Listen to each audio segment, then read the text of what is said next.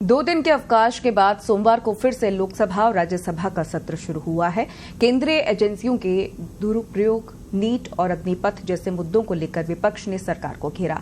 इस दौरान दोनों सदनों में जमकर हंगामा हुआ। वहीं राज्यसभा में राष्ट्रपति के अभिभाषण के लिए धन्यवाद प्रस्ताव पर बोलते हुए नेता प्रतिपक्ष मल्लिकार्जुन खड़गे ने राज्यसभा में कहा है कि मणिपुर जल रहा है, लेकिन सरकार उस पर ध्यान नहीं दे रही। हम कई बार कह चुके हैं, लेकिन सरकार ने नहीं सुनी। अब आरएसएस प्रमुख मोहन भागवत भी बोल रहे हैं कि मणिपुर जल रहा है। हमारी नहीं सुनते तो उनकी ही सुन लीजिए। राज्यसभा में खड़गे ने आरएसएस की विचारधारा को देश के लिए खतरनाक बताया और क्या कुछ कहा, आइए सुनते हैं। व्यक्ति गरीबों के बारे में, महिलाओं के बारे में हमदर्दी है दिखाने वाले, मैं पूछता हूं साहब, मणिपुर 1 साल से जल रहा है। किस तरह महिलाओं और वहां के लोगों को तंग और तबाह करके घर बर्बाद किए जा रहे। एक दिन तो जाकर आप आए,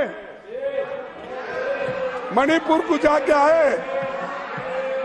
आप तो 14 विदेशों में फिरे, 14 देशों को गए, इलेक्शन में तो सैकड़ों भाषण किए, लेकिन मणिपुर में आपने क्यों नहीं गया? आप क्यों नहीं पहुंचे?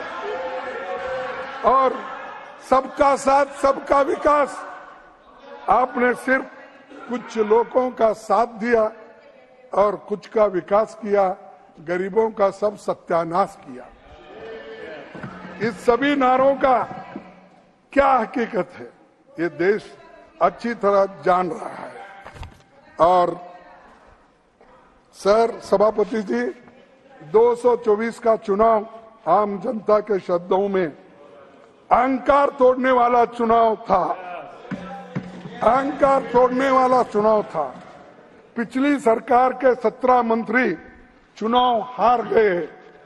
किसानों को जीभ से रोंदने वाले मंत्री को हम हटाने की मांग कर रहे थे, जनता ने ही उसे रोंद दिया और खत्म हो गया।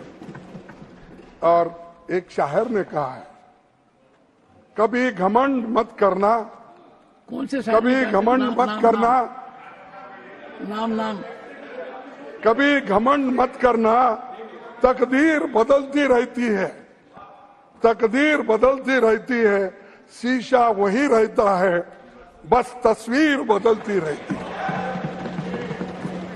तो ये घमंड और ये ऐसा ही भाषण करते थे, ये घमंडी इंडी, घमंडी गठबंधन, हमको घमंडी बोलते थे। अरे घमंड तो टूट गया आपका।